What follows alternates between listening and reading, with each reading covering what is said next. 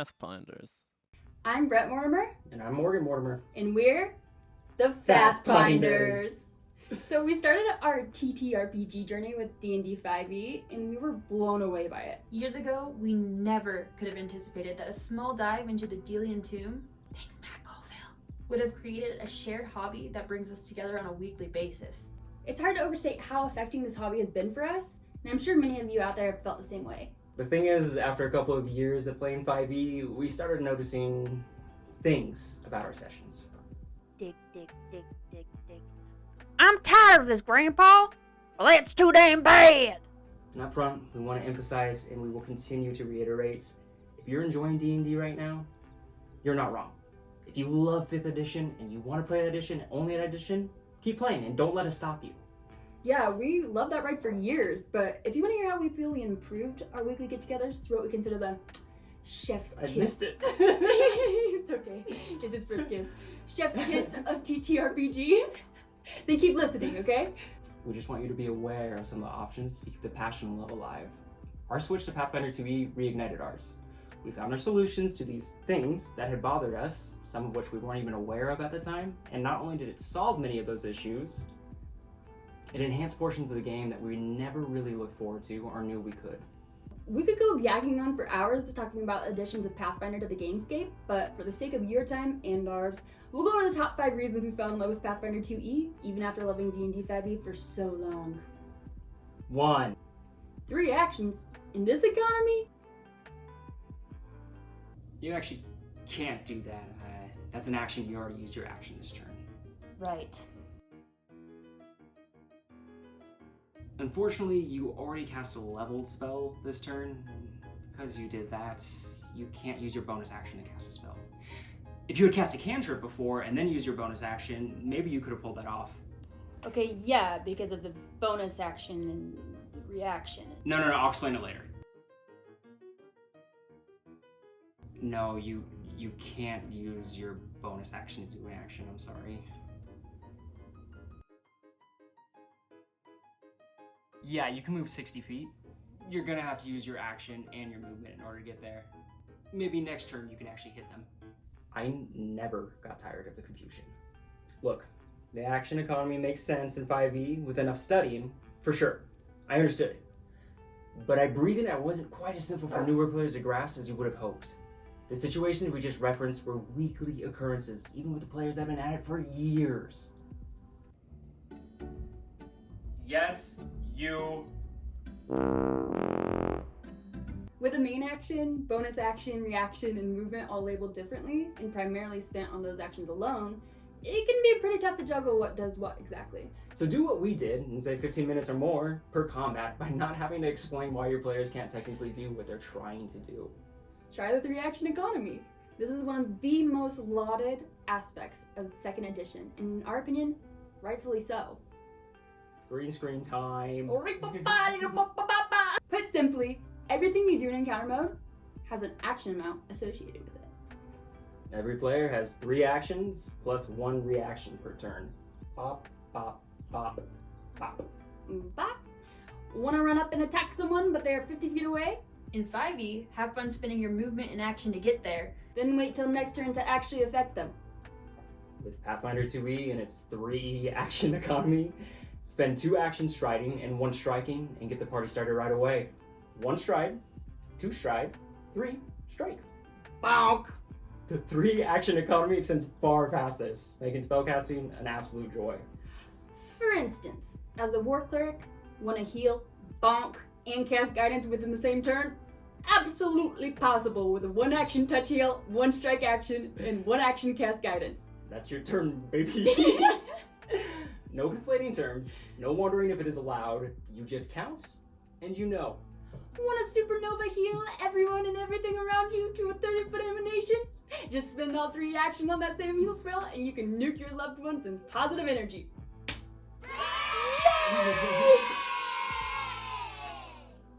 Degrees of success. In D&D, when making saving throws, it's largely a matter of save or suck. Either your spell goes off or it doesn't. You save against your enemy, or you don't. You take half damage or full. Such binary conclusions don't feel great when playing. I'll take worst parts about D&D for 200, Alex. Let's take a look. The absolute worst part of playing D&D. What is not being able to act or do anything on your turn? Correct. That is 200 points to Brett, and an awful feeling when you are playing. Cue the degrees of success solution. Pathfinder 2e, there's so many more outcomes. If you pass a DC or exceed an enemy's AC by 10 or more, you get a critical success. Likewise, if you fail a check or a DC by 10 or more, you get a critical failure. But Morgan, what does this mean for the game? Let's take color spray for an example, Brett. It takes 2 actions, targets everyone in a 15-foot cone. Everyone has to make a will saving throw. The wizard casts it, spell DC 17. Everyone rolls to see if they can beat a 17. 27 or higher, crit success, no effect. Success, 17 to 26, everyone's a little dazzled. 8 through 16, failure. More complications, but you're still surviving. Crit failure. You're blind. That's kind of sad. This is just one example of a spell. Against the most known spell in D&D, the infamous Fireball, a critical success will allow you to not take any damage at all. But a crit failure will double the damage you receive. Ever been critted by a fireball? Not in 5e. That's a new core memory. For combat against AC, if a goblin's AC is 16 and you roll an 18 with your attack bonus being a +8, you're looking at dealing critical damage, just the same as if you had rolled a nat 20. Essentially, this just means the system allows for more varied and dynamic outcomes. And critting outside of a natural 20 has never felt so right. Speaking of varied and dynamic outcomes, combat rules. Combat rules.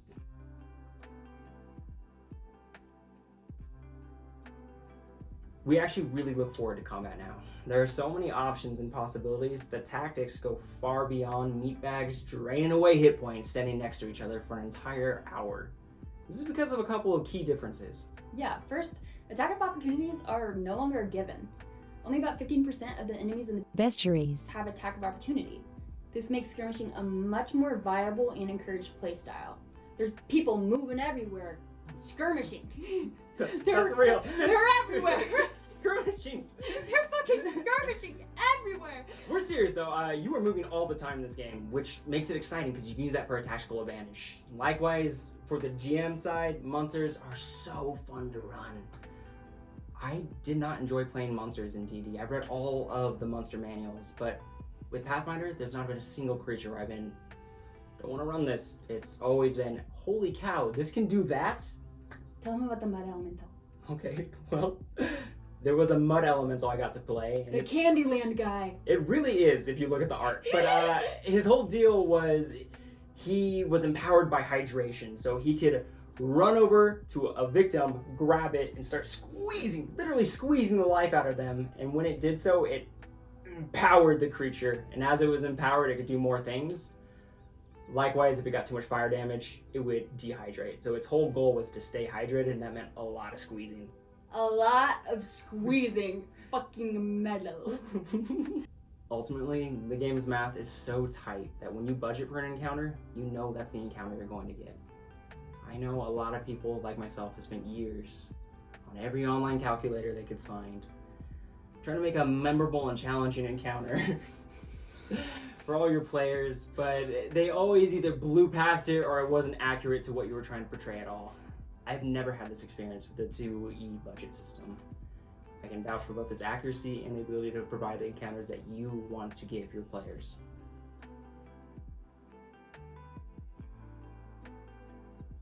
D&D, you pick to play one of 13 classes. Past level 3 where the lagging classes pick their subclasses, the options are kind of over. Your character has a set progression at this point unless you choose and are allowed to multiclass. Even if you do get feats, if they are allowed, you know to optimize your build, you will need to take the good feats. The good feats! The good feats! Not 3. The 1. 1, 2, 3. The good feats! Sharpshooter, weapon master, great weapon master, pole, arm master. You're just silly if you don't pick those feats. In Pathfinder 2E, you pick to play one of 22 classes. 22. Many of which just wouldn't work in any other system. Every 2 levels, you choose a class feat amongst an entire selection unique to your class. You also have the option of 145 up archetypes, which you can take in place of class feats for special thematic abilities corresponding to the archetype that you progress in. Or your jam, like I do, may allow you to just take an archetype feat for free, so you're progressing in your class and this thematic chain that you got to choose. Or your jam may allow you, as is popular in what I do at my table, to take archetype feats for free. Yeah, this doesn't even include ancestry and skill feats, which guarantee you are making at least one decision to individualize and make your character unique compared to other characters. What's crazy is we haven't even touched on like versatile heritages. Don't get me started on versatile heritage. Tiefling dwarves! ASMR halflings. Vampire orcs.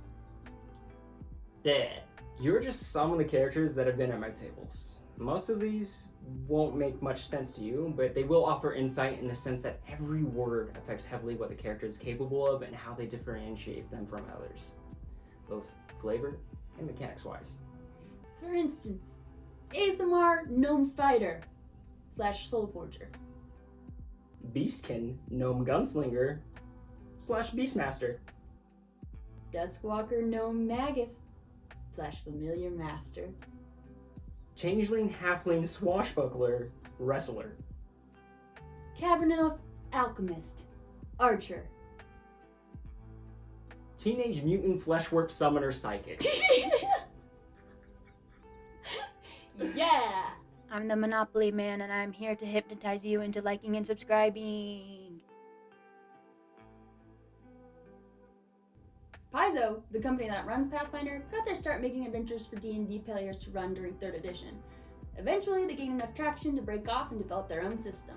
They've come a huge way, but their origins still shine through in all of their published adventures. The quality of the writing and the format of the adventures makes running them far easier than my experience with 5th edition adventures. I'm running both their 1st edition ever published, Rise of the Rune Lords, and one of their latest, Strength of Thousands.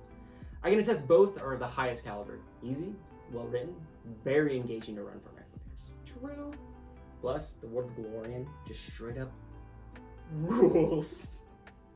Everything in this world has a special spin on it that makes it engaging and the world itself exciting. Our sessions were fun before, but my tables are literally going to the library in-world to research parts for this fantasy world that they will never touch. Which, mind you, is supported mechanically within the system. The idea that we've gotten so engaged that we want to explore every facet of the landscape is so rewarding as a table. Galorian Lord, just by concept alone, has been a great carrot stick for players like me who never engaged in world building really before. We care about the NPCs, we care about the players, and we care about what happens to the world. Plus, elves are now aliens.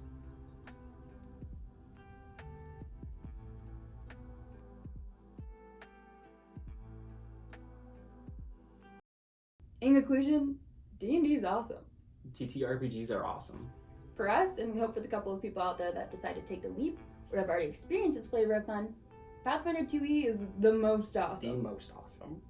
If you are lucky enough to get that chance and ended up playing a game of bouncing math rocks in any system, by all the gods that were, are, and will be, we beg you to give it a roll.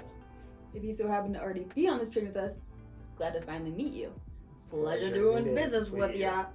If you are interested in writing character with us, but it's your first time delving into TTRPGs, welcome aboard.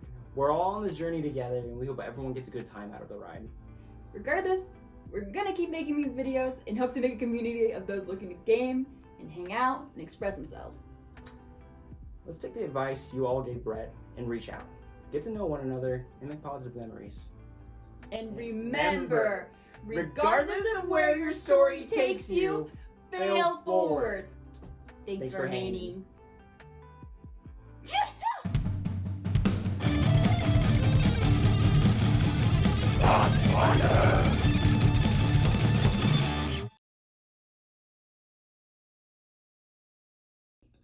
Please don't ever post this part, okay? I'm serious. I won't. Okay. I'll It's post funny for other us. bloopers, but just for me. Not yet either, though. Yeah, but We gotta wait for people to actually like us. Yeah.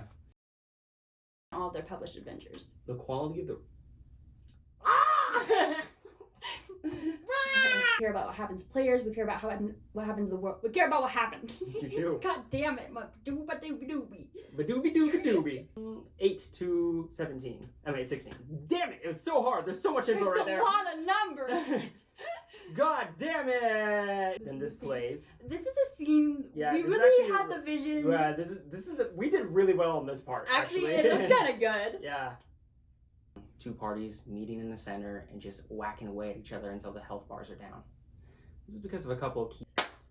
Jesus. Oh! Every player has 3 action.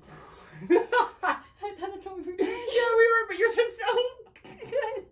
Go ahead, take my part. Okay. You stupid Bitch. We can go yakking on for hours talking about. Oh. Yeah, we can go hours yakking on about. Oh fuck! Damn it, Fritz. No. You gotta get a divorce. My dog is taking everything. My kids, my family. Yeah. Pazzo. No. Yeah. The landscape is so rewarding. As a table, everything in Wait, this that was game. a really cool sound. Oh my god. Ah! Thanks Thanks for for hanging. watching.